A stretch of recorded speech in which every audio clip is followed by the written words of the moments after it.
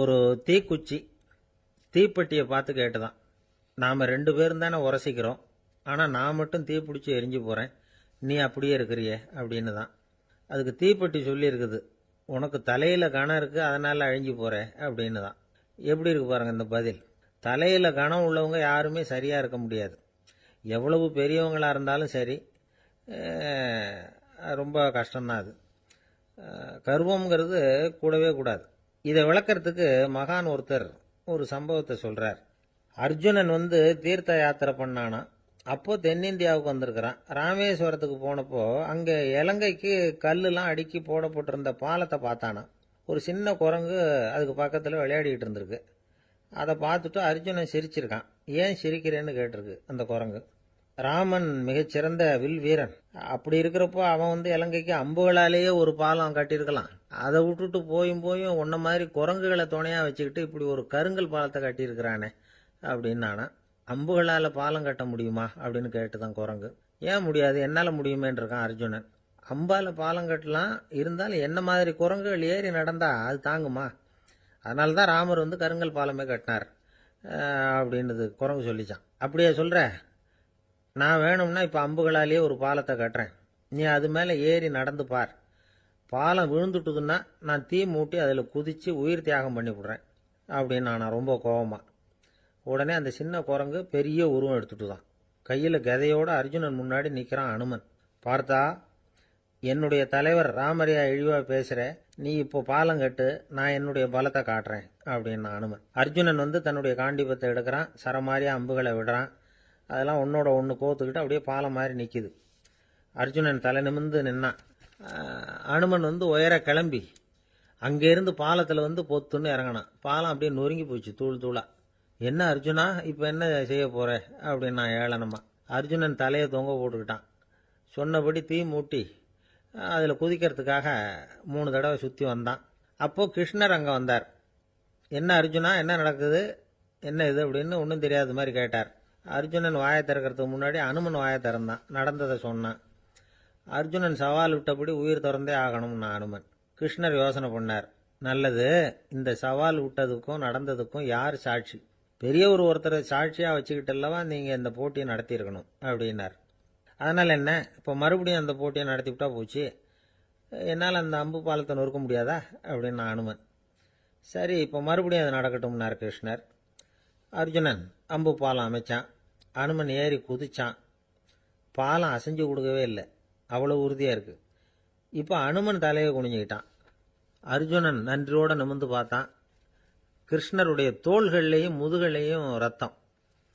என்ன சுவாமி, என்ன நடந்ததுன்னு நான் பதறி போய், உன் அம்பு பாலத்தை நான் தான் மூட்டு கொடுத்து தாங்கிட்டு இருந்தேன்.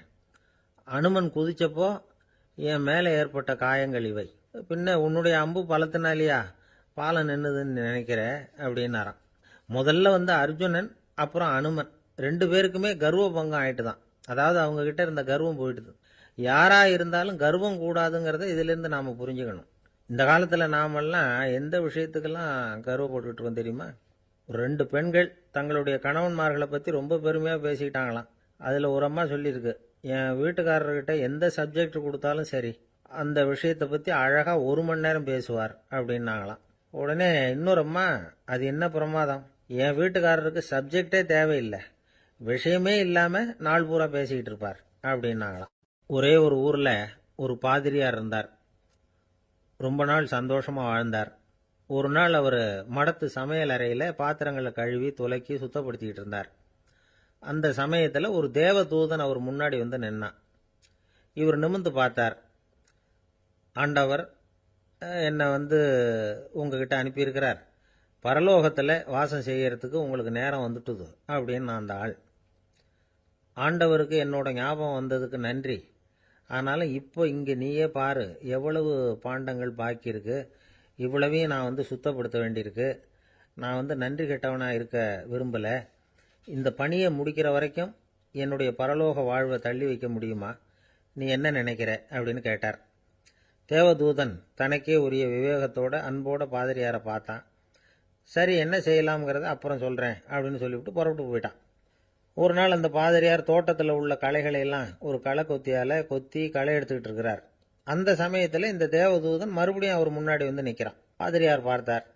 இதை பாரு, இந்த தோட்டம் பூராவும் எவ்வளவு களை மண்டி கிடக்கு, பரலோகம் கொஞ்ச காலம் எனக்காக பொறுத்திருக்கலாம்னு நீ நினைக்கிறியா அப்படின்னு கேட்டார். தேவதூதன் சிரிச்சுக்கிட்டே மறுபடியும் மறைஞ்சிட்டான். மறுபடியும் அவர் களை எடுக்கிறது, தானிய களஞ்சியத்துக்கு வர்ணம் பூசுறது, இப்படிப்பட்ட வேலைகளில் ஈடுபட்டிருக்கார்.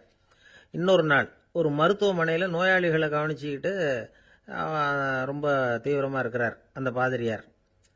ஒரு நோயாளியோட தாகத்துக்கு தண்ணீர் கொடுத்துட்டு நிமிர்ந்து பார்க்குறப்போ தேவதூதன் மறுபடியும் அவர் முன்னாடி வந்து நிற்கிறான்.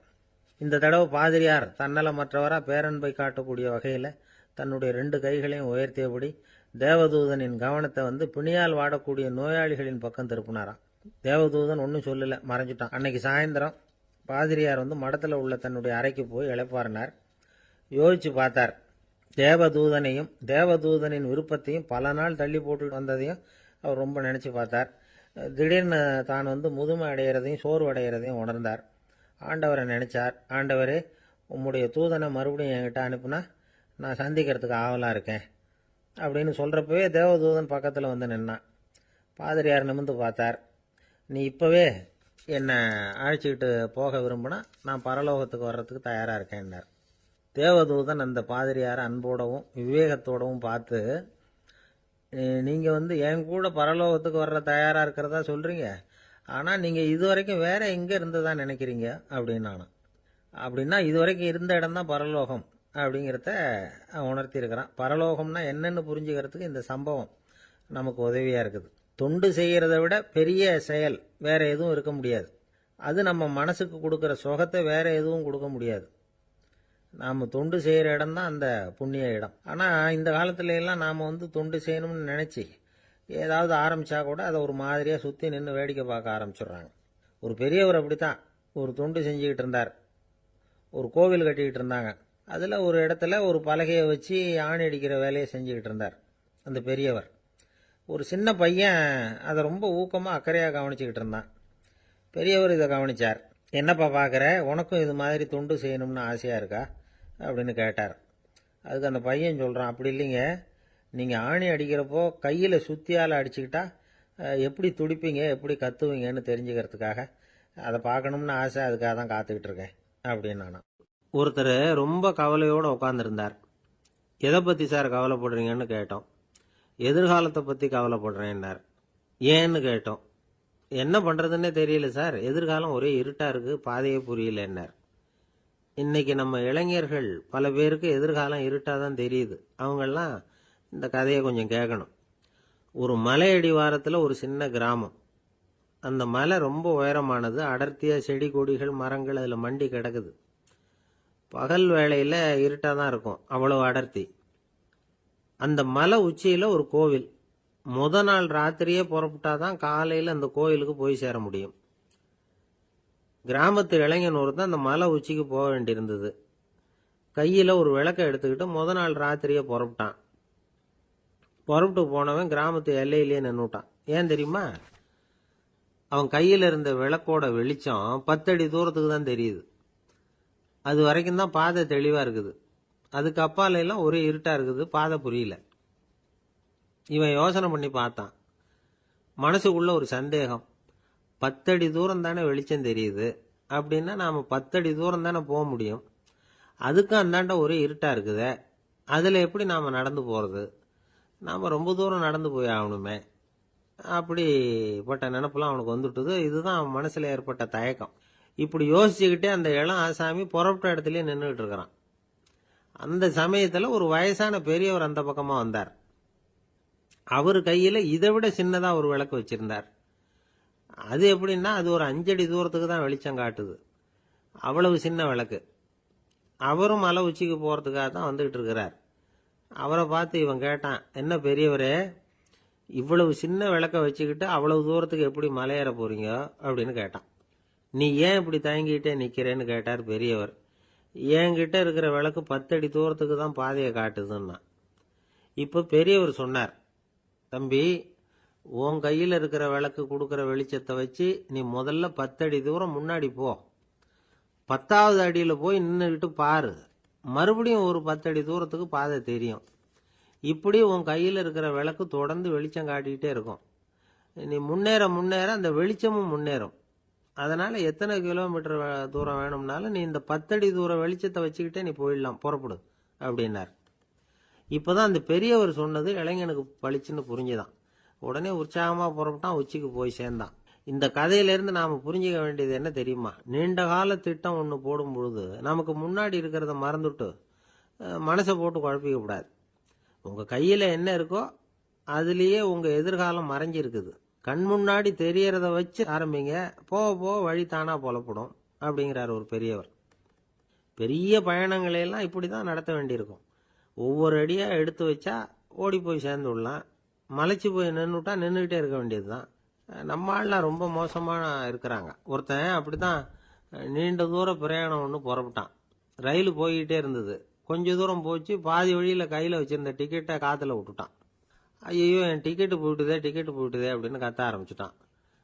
பக்கத்துல இருந்த பெரியவர் அவனை பார்த்து பரிதாபப்பட்டு, கவலைப்படாத தம்பி, போனா போகுது, வேற டிக்கெட் வாங்கிக்கலாம் அப்படின்னு ஆறுதல் சொன்னார்.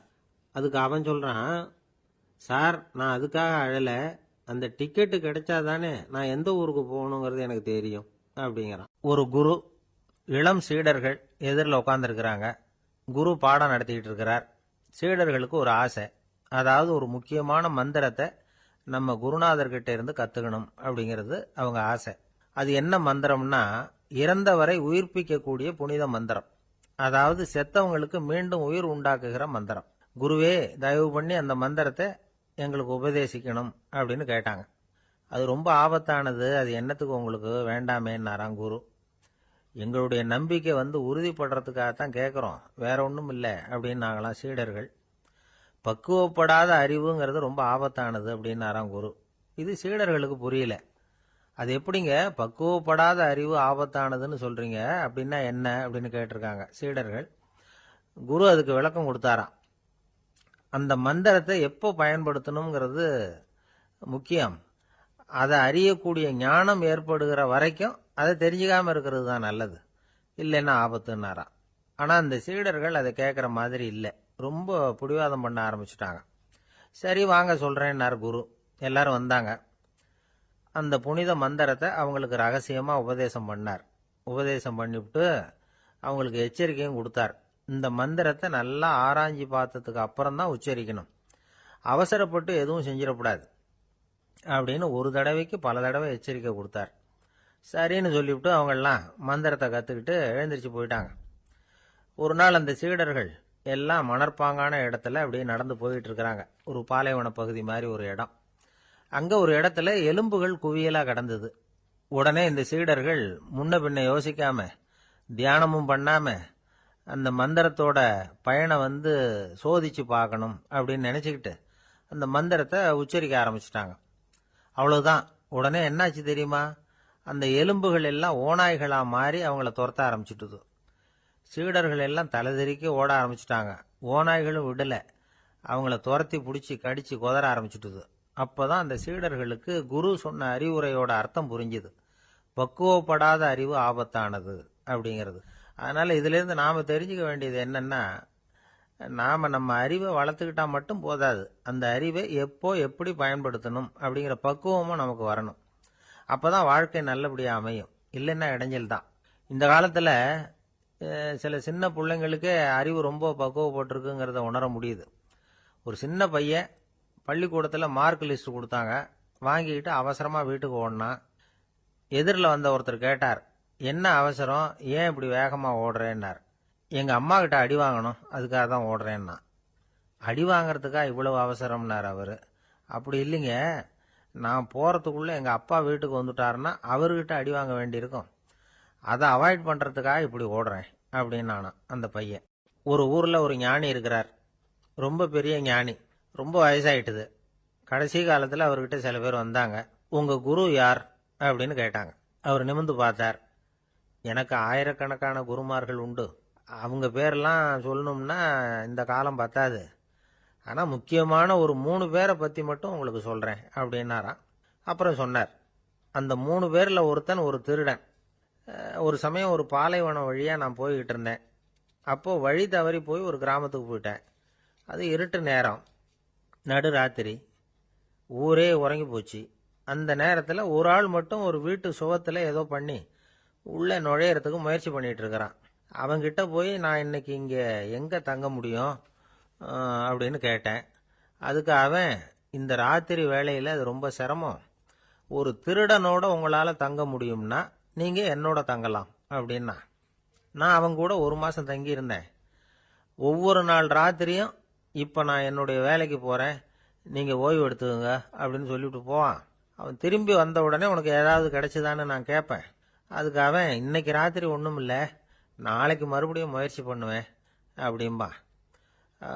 எப்பவும் அவன் நம்பிக்கை இழந்ததே கிடையாது, எப்பவும் சந்தோஷமாகவே இருப்பான். நானும் ரொம்ப காலமாக தியானம் பண்ணிக்கிட்டே இருந்தேன், ஒன்றுமே நடக்கலை. ஆனால் நான் என்ன பண்ணேன் தெரியுமா? மனசு வருத்தப்படும், நம்பிக்கை இழந்துருவேன். அப்போல்லாம் அந்த திருடனுடைய விடாமுயற்சி தான் ஞாபகத்துக்கு வரும். அதனால் அந்த திருடன் எனக்கு ஒரு குரு.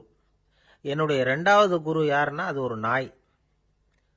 இது எப்படின்னா, ஒரு சமயம் எனக்கு ரொம்ப தாகமாக இருந்தது. ஒரு நதியை நோக்கி போய்கிட்டு இருந்தேன். அப்போ ஒரு நாயும் வந்தது. அதுக்கும் தாகம். ஓடி வந்து ஆற்றை பார்த்தது. அதோட நிழல் வந்து ஆற்றுல தெரிஞ்சது. அதை பார்த்ததும் பயந்துட்டுது. அதாவது அது தன்னுடைய சொந்த உருவத்தையே கண்டு பயந்தது. அதை பார்த்து குறைக்குது, திரும்பி ஓடிச்சு. ஆனால் அதுக்கு தாகம் அதிகமாக இருந்ததுனால அது மறுபடியும் திரும்பி வந்தது. பார்த்தா மறுபடியும் தண்ணியில் நாயோட உருவம் தெரியுது. இப்படி சில தடவை பண்ணிச்சு. இருந்தாலும் கடைசியில் தண்ணியில் குதிச்சுட்டுது துணிஞ்சி. இப்படி குதித்த உடனே அதோட உருவமும் மறைஞ்சுட்டுது. இதை பார்த்தேன்.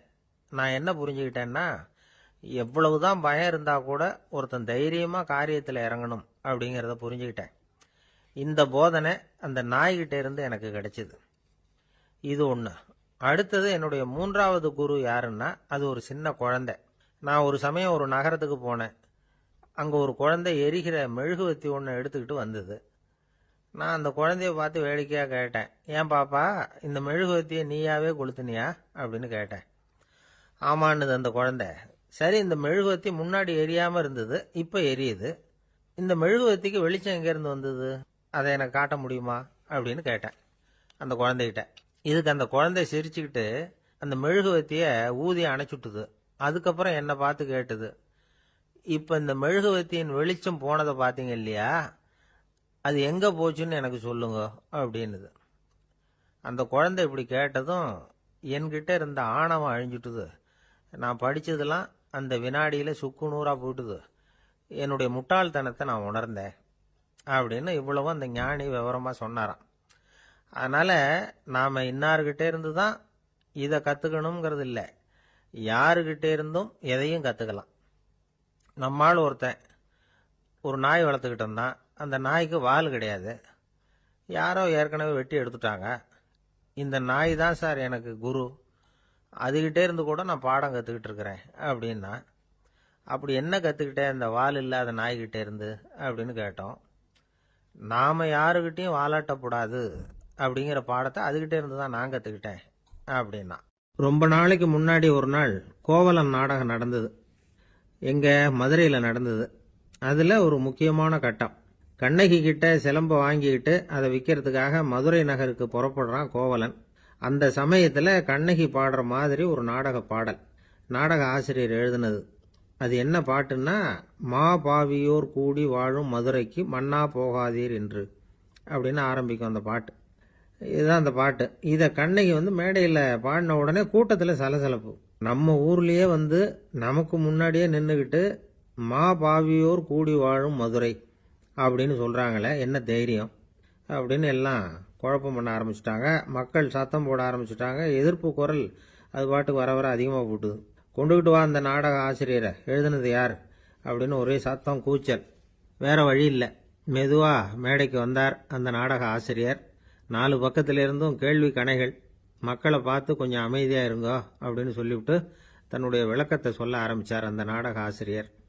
மா அப்படின்னு சொன்னால் திருமகளாகிய லட்சுமி அப்படின்னு அர்த்தம். பா அப்படின்னா கலைமகளாகிய சரஸ்வதி. வி அப்படின்னா மலைமகளாகிய பார்வதி. மா பாவியோர் அப்படின்னா திருமகளும் கலைமகளும் மலைமகளும், இவங்க மூவரும் அப்படின்னு அர்த்தம். இந்த 3 பேரும் வாழ்கின்ற மதுரை புனிதம் நிறைந்தது, சகல செல்வங்களும் நிறைஞ்சது. அப்படிப்பட்ட ஊரில் நான் அணிந்து கொள்ளும் இந்த சாதாரண சிலம்பை யார் வாங்கிக்குவாங்க அப்படிங்கிற எண்ணத்தோட தான் கண்ணகி அப்படி சொல்றா. அதை நினைச்சு தான் நான் எழுதினேன். ஆகவே மதுரையை ரொம்ப சிரமப்படுத்தணும், ரொம்ப மோசமாக எழுதணும் அப்படிங்கிற எண்ணம்லாம் எனக்கு கிடையாது. பெருமைப்படுத்தணும்னு நினச்சி தான் அப்படி எழுதினேன் அப்படின்னு விளக்கம் கொடுத்தாராம். இந்த விளக்கத்தை கேட்டதும் எல்லாரும் ரொம்ப சமாதானம் ஆயிட்டாங்களாம். இப்படி விளக்கம் கொடுத்த அந்த நாடக ஆசிரியர் யார் தெரியுமா? அவர் தான் தமிழ் நாடக உலகின் முதல் ஆசான் சங்கரதாஸ் சுவாமிகள். அவருக்கு நகைச்சுவை உணர்வும் அதிகம். 1920ஆம் ஆண்டு திருநெல்வேலியில் அவர் தங்கியிருக்கிறார் நாடகம் நடத்துறதுக்காக.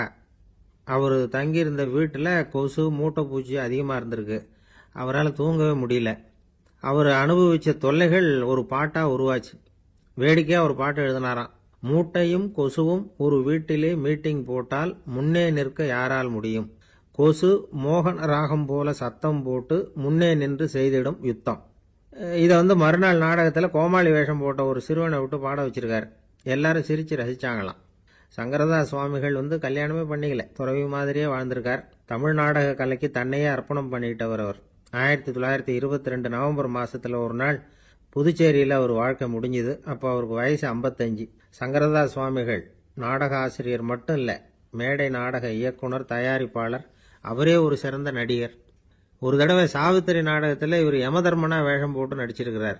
நாடகம் பார்த்துக்கிட்டு இருந்த கருவுற்ற ஒரு பெண்மணிக்கு பயத்தினால அங்கேயே குழந்தை பிறந்துட்டு தான்.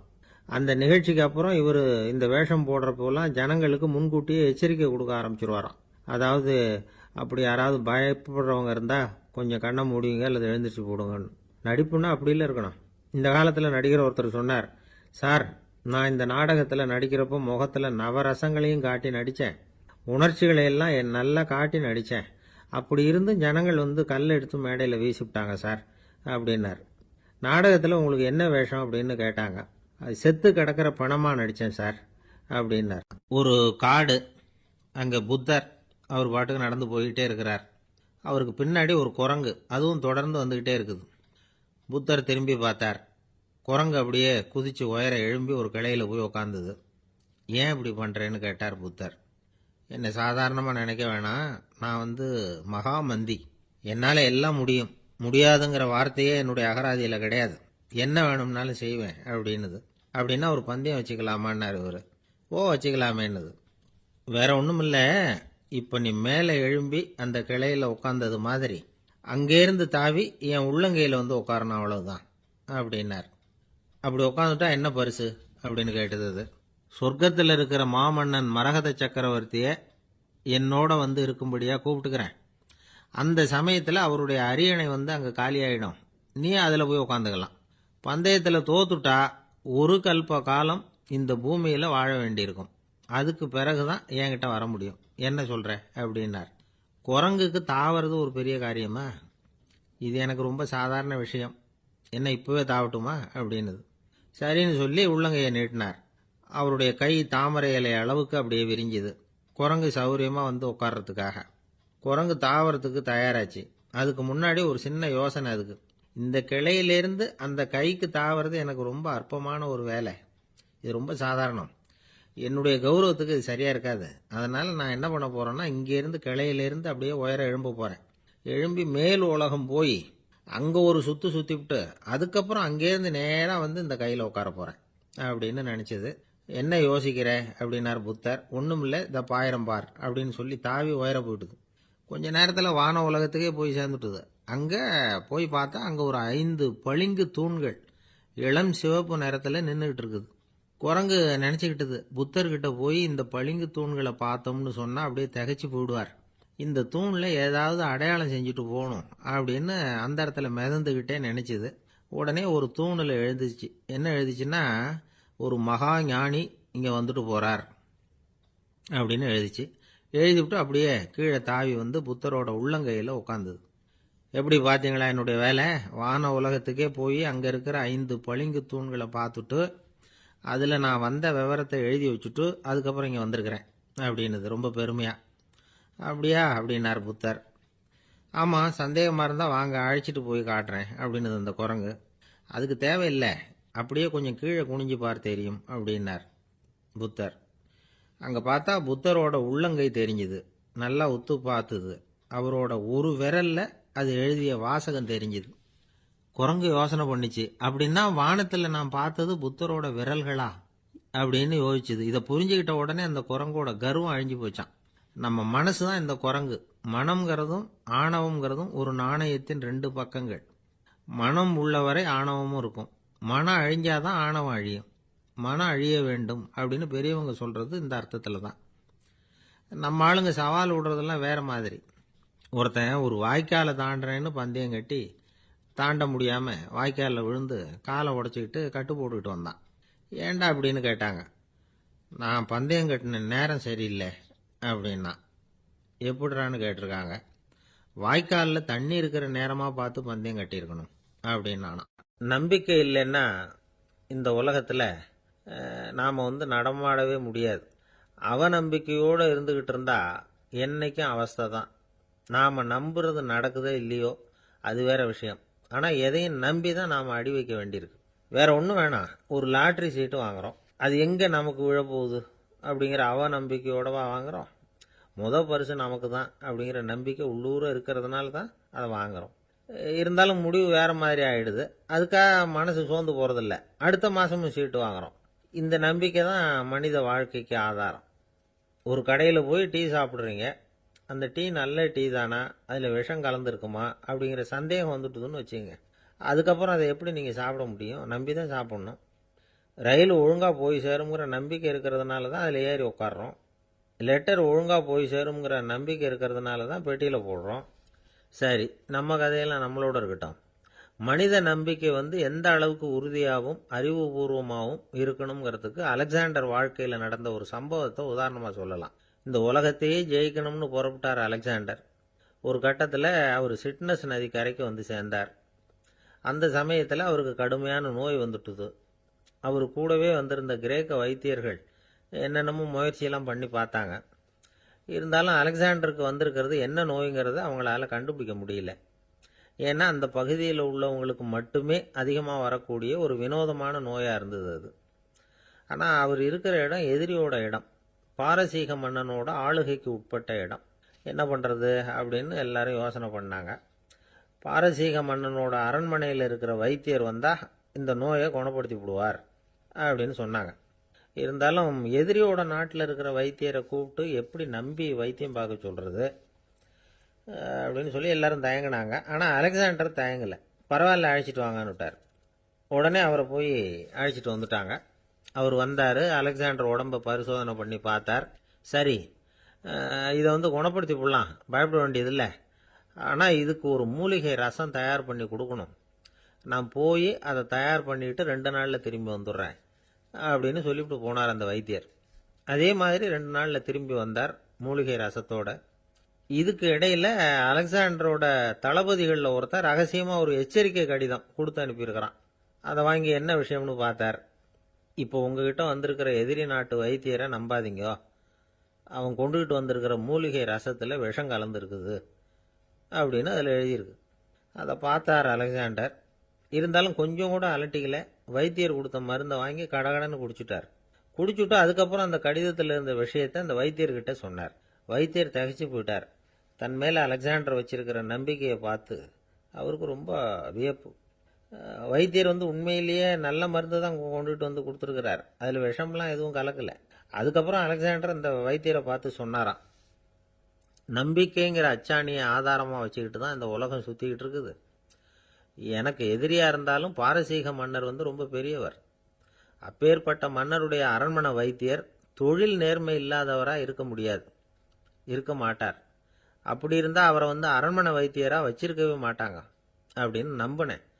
என்னுடைய நம்பிக்கை வீண் போகலை அப்படின்னாராம். இதுதான் மானுட நம்பிக்கைங்கிறது. இந்த காலத்துலேயும் இது மாதிரி இந்த மானுட நம்பிக்கையை ரொம்பவும் சாமர்த்தியமாக கையாளுகிற கெட்டிக்காரங்க சில பேர் இருக்கிறாங்க. ஒரு இந்த காலத்து குரு, அவருக்கு ஒரு சிஷ்யன். குரு முன்னாடி அந்த சிஷ்யன் ரொம்ப பணிவாக நின்று, குருவே, உங்கள் கையால் விஷத்தை கொடுத்தாலும் அதை வாங்கி மடமடன்னு குடிச்சிருவேன் அப்படின்னா. உன்னுடைய குரு பக்தியை மெச்சினேன் அப்படின்னார் குரு. அதுக்கு அந்த சிஷ்யன், அப்படி இல்லை குருவே, உங்ககிட்ட சிஷ்யனாக இருக்கிறத விட உங்கள் கையால் விஷத்தை வாங்கி குடிச்சு விடுறது ரொம்ப நல்லது, அதனால தான் அப்படி சொன்னேன் அப்படின்னா. ஒரு அம்மா, அவங்களுக்கு 35 வயசு இருக்கும். குடும்பத்தில் எந்த கஷ்டமும் இல்லை, இருந்தாலும் காரணம் இல்லாமல் பிள்ளைங்க பேரில் கோவப்படுறது, எரிஞ்சு விழுறது அவங்க வழக்கம். பிள்ளைங்க அழும், உடனே அவங்க மனசும் சங்கடப்படும். இன்னொரு அம்மா நல்ல வேலையில் இருக்கிறவங்க, வாரத்துக்கு ஒரு தடவையாவது தலைவலி வந்துடும். இவங்களுக்கெல்லாம் உடம்புல எந்த கோளாறும் இல்லை, மனசு மட்டும் சரியாக இருக்காது. தூக்க மாத்திரை கையில் வச்சுருப்பாங்க. 30-35 வயசுடைய பெண்களுக்கு சர்வசாதாரணமாக காணப்படுகிற மனக்கோளாறு இது. இதுக்கு பேர் மனவாட்டம், டிப்ரெஷன், மனமடிவு அப்படின்னு சொல்லலாம். இந்த நோய்க்கு அறிகுறி என்ன தெரியுமா? மனசில் வருத்தமான உணர்வு இருக்கும், அடிக்கடி அழலாம் போல தோணும். முன்னால எல்லாம் எந்தெந்த செயலில் ஆர்வம் இருந்ததோ அதெல்லாம் குறைஞ்சிரும், அல்லது சுத்தமாகவே ஆர்வம் இல்லாமல் போயிடும். சில பெண்கள் இளம் வயசில் பக்கத்தில் இருக்கிறவங்க கிட்ட கலகலப்பாக பேசுவாங்க, வீட்டை அலங்கரிக்கிறதுல ஆர்வம் இருக்கும். இப்போ அதுல எல்லாம் ஆர்வம் இல்லாமல் போயிடும். எந்த வேலை செஞ்சாலும் சீக்கிரம் களைப்பு அடைஞ்சுடுறது மாதிரி ஆகிடும். நமக்கு யாருமே உதவியா இல்லை, நம்ம எல்லாரும் கை விட்டுட்டாங்க போல இருக்குதே அப்படிங்கிற உணர்வுலாம் உண்டாகும்.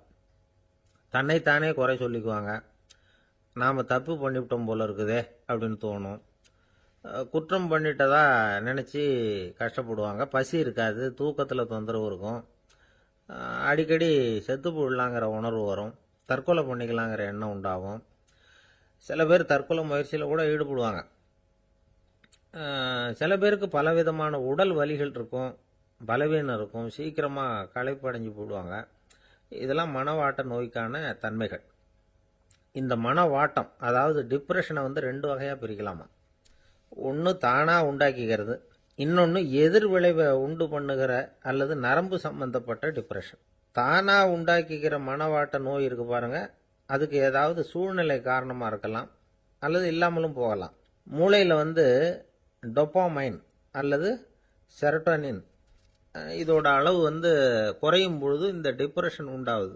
இதுக்கு ஓரளவு பிறவி காரணங்கள் கூட இருக்கலாம், குடும்பத்தில் வேற சிலருக்கும் வரலாம். பாதிக்கப்பட்ட பெண்ணை பார்க்கறதுக்கு பலவீனமாக தெரியும், கடுமையான குற்ற உணர்வு இருக்கும், தனியாக இருக்கிறதுக்கு ஆசைப்படுவாங்க, நடு ராத்திரியில் எழுந்திரிச்சு உட்காந்து கஷ்டப்பட்டுக்கிட்டு இருப்பாங்க, கொடூரமான முறையில் தற்கொலை பண்ணிக்க முயற்சி பண்ணுவாங்க, தீ வச்சுக்கிறது, அமிலத்தை குடிக்கிறது, தூக்கில் தொங்குறது. இப்படி தானாக வரவழைச்சிக்கிற மனவாட்ட நோய் மறையக்கூடிய நோய். ஒரு தடவை வந்தால் 3லேருந்து 6 மாதம் வரைக்கும் நீடிக்கும். இடைப்பட்ட காலங்களில் நோயாளி இயல்பாக இருப்பார்.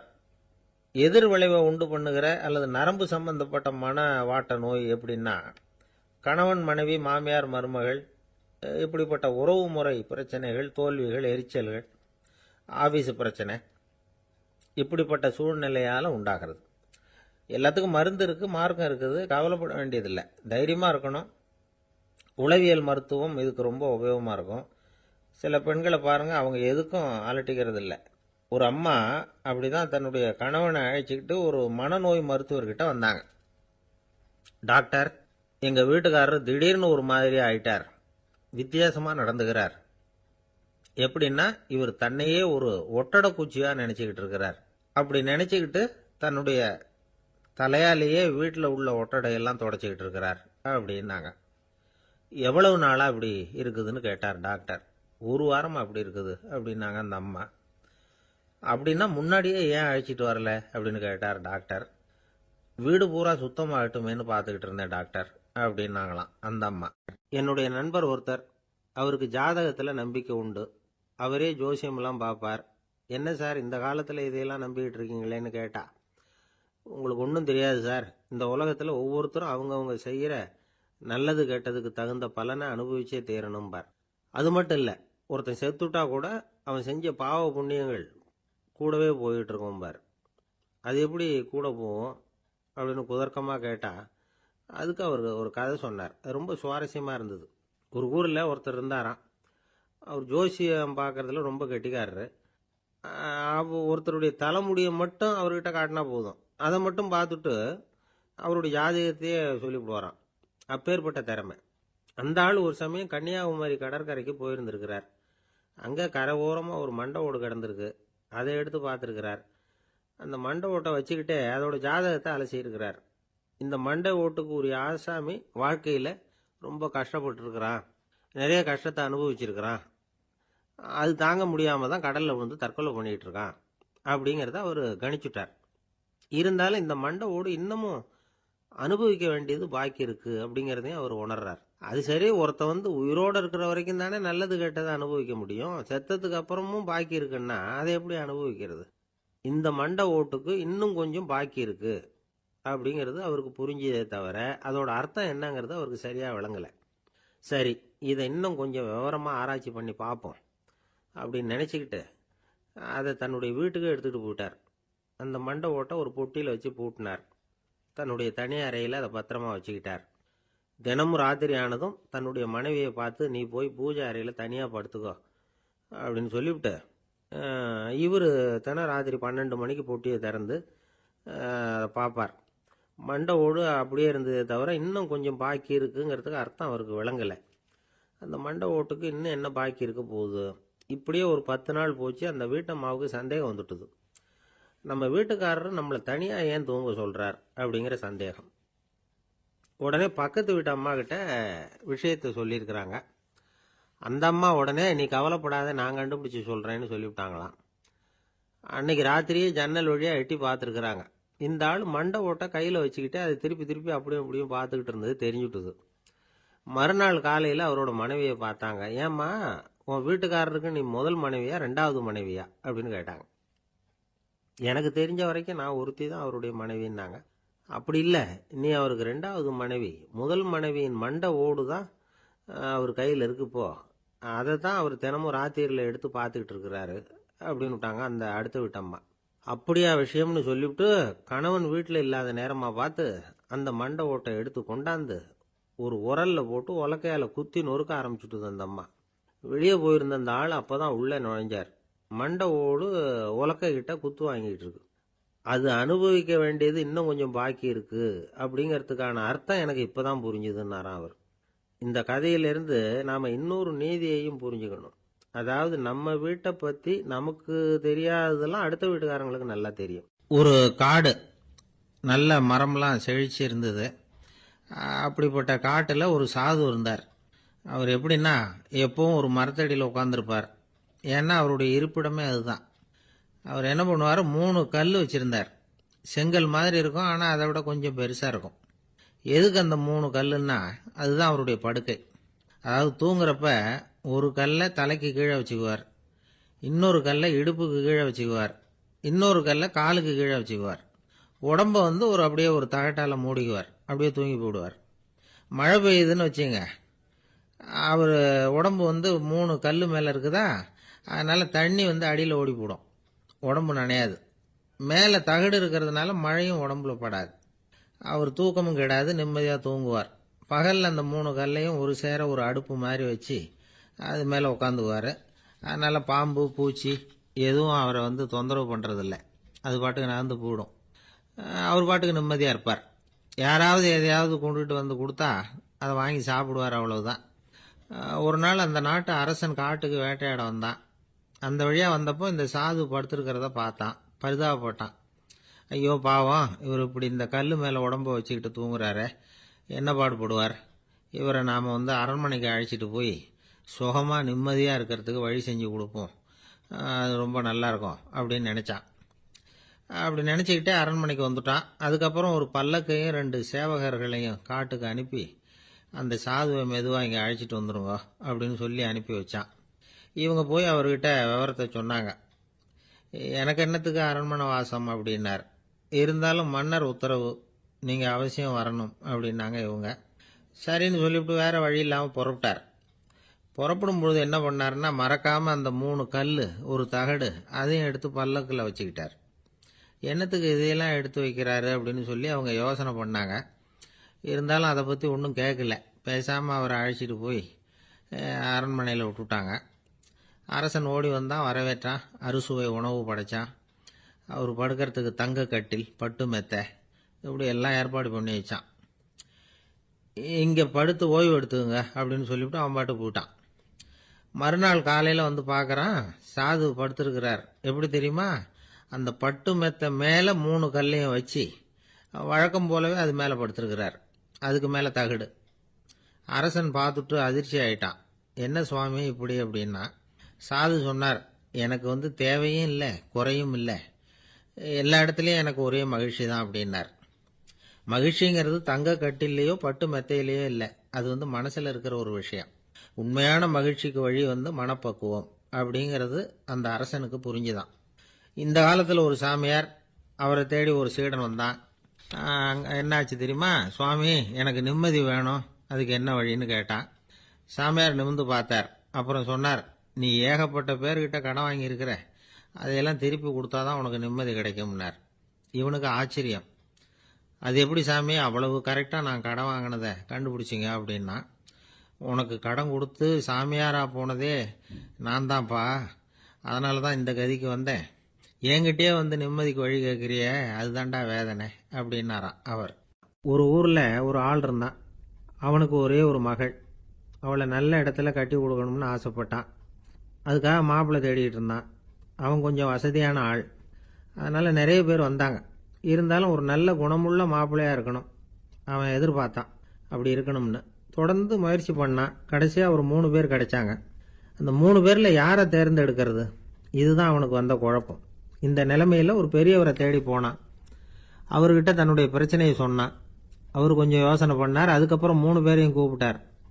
இதோ பாருங்கப்பா, உங்கள் 3 பேருக்கும் 3 மாத கால அவகாசம் தர்றேன். நீங்கள் இப்போ போகலாம், 3 மாதம் கழித்து திரும்பி வரலாம். அப்படி வரும்பொழுது இந்த 3 மாத காலத்தில் நீங்கள் செஞ்ச நல்ல காரியம் ஏதாவது ஒன்று சொல்லணும். அதை வச்சு உங்களில் ஒருத்தரை நாங்கள் தேர்ந்தெடுத்துக்கிறோம் அப்படின்னு சொன்னாராம். 3 பேரும் சரின்னு சொல்லிவிட்டு திரும்பி போயிட்டாங்க. 3 மாதம் ஆச்சு. அதுக்கப்புறம் ஒரு நாள் திரும்பி வந்தாங்க. அவர் அவங்கள கூப்பிட்டு உட்கார வச்சார். அப்புறம் கேட்டார், இப்போ சொல்லுங்கள், இந்த 3 மாத காலத்தில் நீங்கள் செஞ்சிருக்கிற ஏதாவது ஒரு நல்ல காரியத்தை சொல்லுங்க அப்படின்னார். முதல்ல ஒருத்தன் எழுந்திருச்சு நின்னான். ஐயா, எங்கள் அப்பா இறந்த பிறகு அவரோட கணக்கு வழக்குகளை எடுத்து பார்த்துக்கிட்டு இருந்தேன். அவர் ஒரு வியாபாரிகிட்ட 10,000 ரூபா கடன் வாங்கியிருக்கிறதாக எழுதியிருந்தார். அந்த வியாபாரியும் இப்போ உயிரோட இல்லை. இருந்தாலும் அந்த வியாபாரியோட மகனை தேடி கண்டுபிடிச்சேன். கணக்கு புத்தகத்தை காட்டினேன். எங்கள் அப்பா உங்கள் அப்பா கிட்ட 10,000 ரூபா கடன் வாங்கியிருக்கிறதாக இதை எழுதியிருக்கிறார். அதனால் அதை திருப்பி கொடுக்கறதுக்காக வந்திருக்கிறேன், இந்தாங்க அந்த பணம் அப்படின்னு சொல்லி கொடுத்துட்டு வந்துட்டேன் அப்படின்னு நானும். இதை பெரியவர் கவனமாக கேட்டுக்கிட்டார். அதுக்கப்புறம் 2வது இளைஞன் எழுந்திருச்சான். ஐயா, நான் போன மாதம் ஒரு நாள் ராத்திரி வேளையில் ஒரு காட்டுப்பாதை வழியாக எங்கள் ஊருக்கு போய்கிட்டு இருந்தேன். அந்த சமயத்தில் அந்த வழியாக வந்துக்கிட்டு இருந்த ஒரு வழிப்போக்கர்கிட்ட 4-5 திருடர்கள் வம்பு வளர்த்து அவர்கிட்ட இருந்த பொருளை எல்லாம் கொள்ளையடிச்சிக்கிட்டு இருந்தாங்க. நான் உடனே ஒரு குச்சியை எடுத்துகிட்டு ஓடினேன். அந்த திருடர்களை அடித்து விரட்டினேன். பொருளை எல்லாம் மீட்டு அந்த வழிப்போக்கர்கிட்ட ஒப்படைச்சேன். அவரை பத்திரமா அழைச்சிட்டு போய் அவர் வீட்டில் விட்டுட்டு வந்தேன் அப்படின்னு நானும். இதையும் பெரியவர் கவனமாக கேட்டுக்கிட்டார். அடுத்தபடியாக 3வது இளைஞன் எழுந்திருச்சான். ஐயா, போன மாதம் ஒரு நாள் நான் ஒரு மலைப்பாதை வழியாக போய்கிட்டு இருந்தேன்.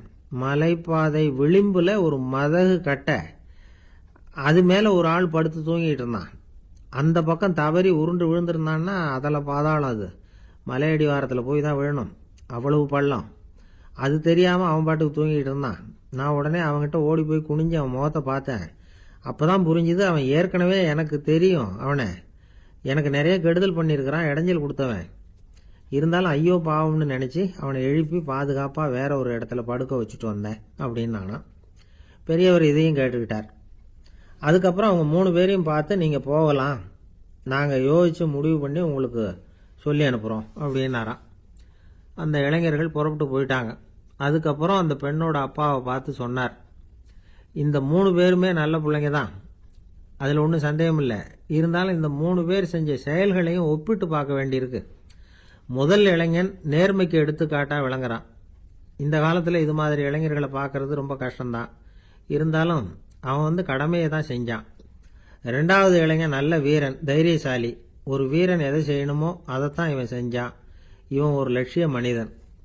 3வது இளைஞன் தன்னுடைய பகைவனுக்கே உதவி செஞ்சிருக்கான். அவன் உயிரை காப்பாற்றியிருக்கிறான். பகைவனுக்கு அருள்வதுங்கிறது ஒரு சாதாரண மனுஷனால் செய்யக்கூடிய காரியம் இல்லை.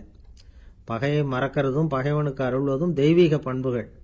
அதனால் இவனையே உன்னுடைய மகளுக்கு ஏற்ற மாப்பிள்ளையா தேர்ந்தெடுக்கலாம் அப்படின்னு சொன்னாங்களாம். ஒரு நல்ல நாளில் அவங்களுக்கு திருமணம் நல்ல விதமாக நடந்து முடிஞ்சுதான்.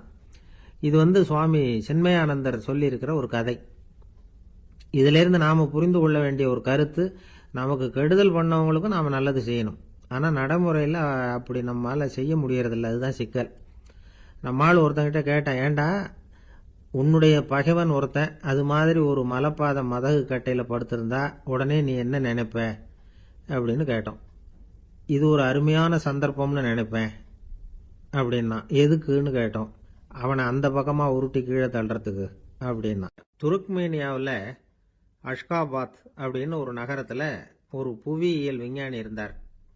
அவர் ஒரு நாய்க்குட்டி வளர்த்தார். ஒரு நாள் முன்னிரவு நேரம் ஒரு மேஜைக்கு முன்னாடி உட்காந்து அந்த விஞ்ஞானி ஏதோ கணக்கு போட்டுக்கிட்டு இருக்கிறார். அவருக்கு ஒரு சின்ன பெண் குழந்தை, அது தொட்டிலில் தூங்கிட்டு இருக்குது. அந்த நாய்க்குட்டியும் ஒரு மூலையில் படுத்து அது பாட்டுக்கு தூங்கிட்டு இருந்தது. ஒரே அமைதி. அந்த நேரத்தில் திடீர்னு அந்த நாய்க்குட்டி துள்ளி எழுந்திரிச்சது. நேராக குழந்தைகிட்ட ஓடிச்சு. அந்த குழந்தைய அது போட்டிருந்த ட்ரெஸ்ஸோடு சேர்த்து கவ்வி தூக்குச்சு. தூக்கிக்கிட்டு வாசல் பக்கம் ஓடிச்சு. நாய்க்குட்டி குழந்தைய கவ்வி தூக்க முடியுமாங்கிற சந்தேகம் உங்களுக்கு இல்லையா? நீங்கள் நம்ம ஊர் நாய்க்குட்டியவே பார்த்து பழக்கப்பட்டிருக்கீங்க. அதனால் நம்புறதுக்கு சிரமமாக இருக்கும். அந்த ஊர்ல எல்லாம் அது ரொம்ப ஸ்ட்ராங்காக இருக்கும். ஒரு ஏதோ கண்ணுக்குட்டி மாதிரி இருக்கும். விஞ்ஞானி அதை பார்த்துட்டார். உடனே அந்த நாய்க்கு வெறி பிடிச்சிட்டுதுன்னு முடிவு பண்ணிட்டு தன்னோட கை துப்பாக்கி எடுத்துக்கிட்டு ஓடி வந்தார்.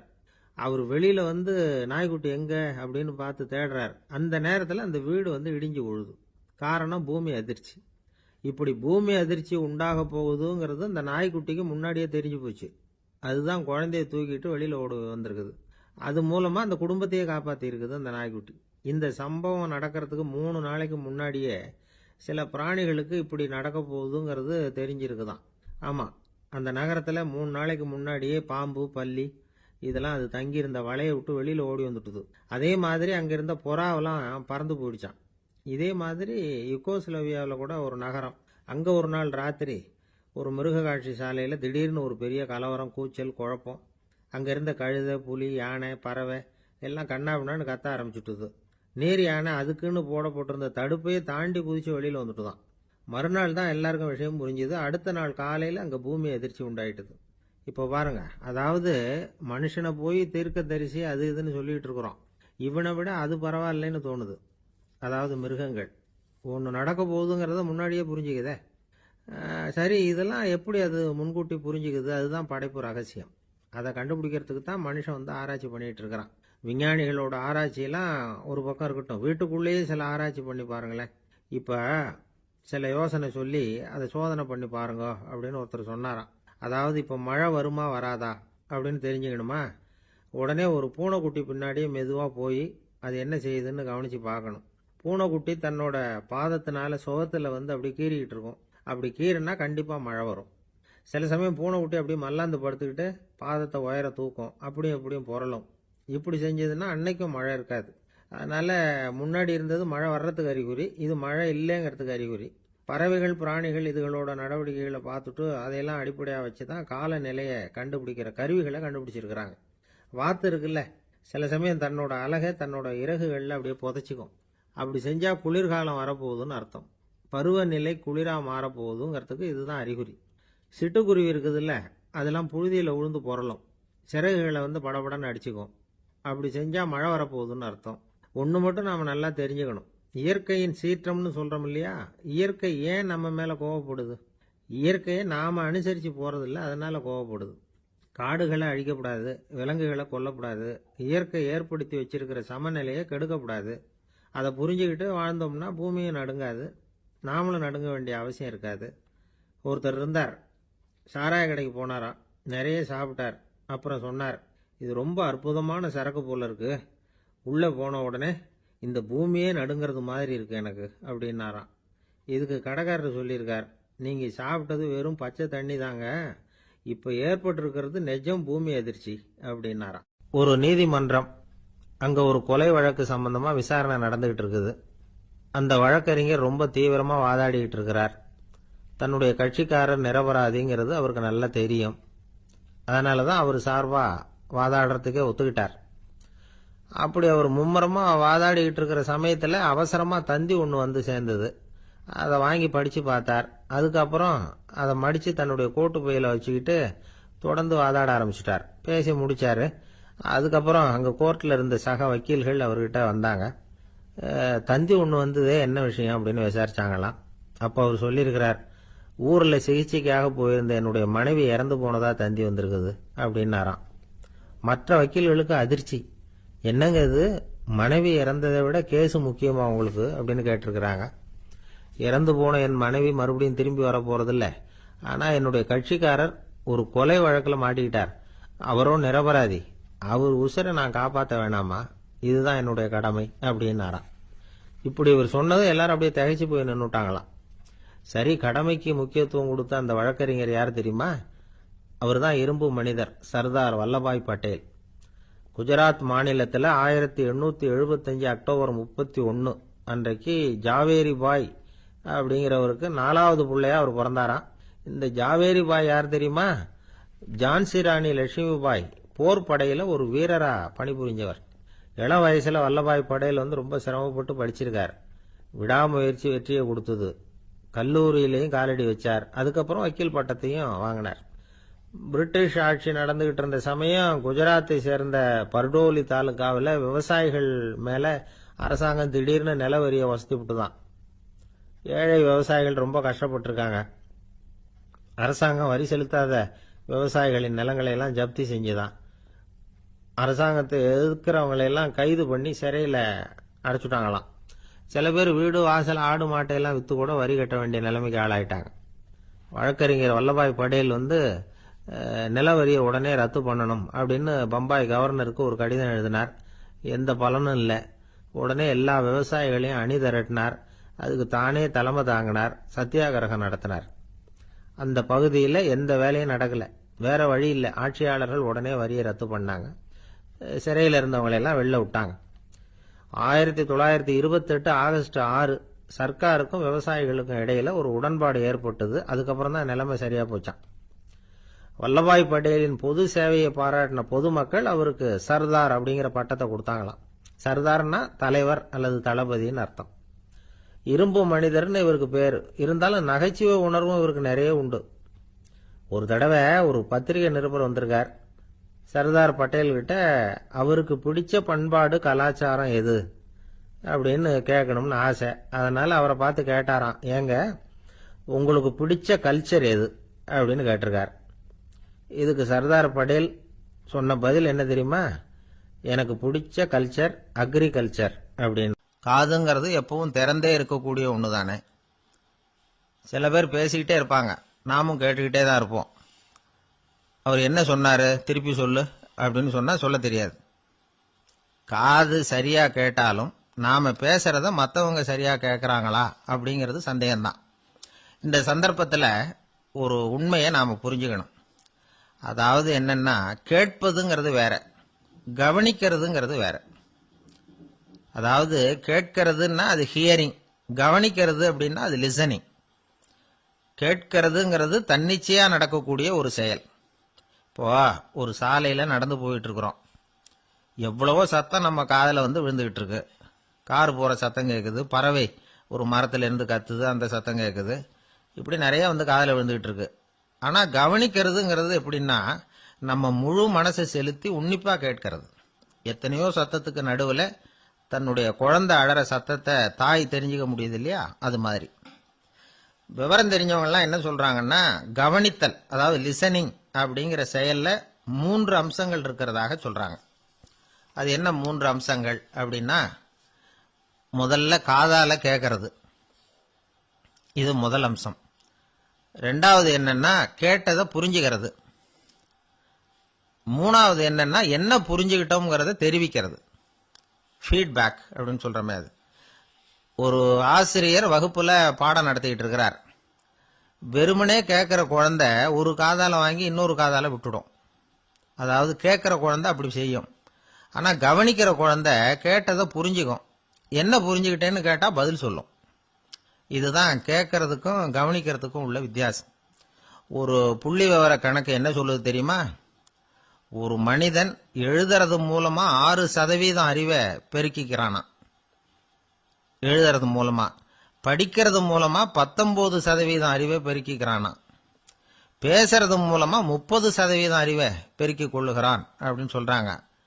ஆனா பாருங்க, கவனிக்கிறது மூலமா 45% அறிவை பெருக்கிக் கொள்ளுகிறான் அப்படிங்கிறது புள்ளி விவரம். அதனால கற்றலின் கேட்டல் நன்று அப்படின்னு சொல்றாங்க இல்லையா, அது இதுதான். அதனால கவனிக்கிறது மூலமா அதிக அறிவை நாம பெருக்கிக் கொள்ள முடியும். கேள்வி ஞானம் தான் ரொம்ப சிறந்தது அப்படிங்கிறார் வள்ளுவர். அதாவது கவனிச்சு கேட்கணும், அதுதான் முக்கியம். மற்றவங்க சொல்றத நல்லா கவனிக்க முடியாதபடிக்கு நாமே சில தடைகளை ஏற்படுத்திக்கிறோம், அல்லது நம்ம அறியாமலே அப்படி ஒரு தடை உண்டாயிடுது. அந்த தடைகளை தாண்டணும் அல்லது தகர்த்து எறியணும் அப்படிங்கிறது பெரியவர்கள் சொல்லுகிற யோசனை. அது என்ன தடைகள் அப்படின்னா, நமக்கு தெரியாத இவர் என்ன சொல்லிட போறார் அப்படிங்கிற நினைப்பு, இது ஒரு தடை.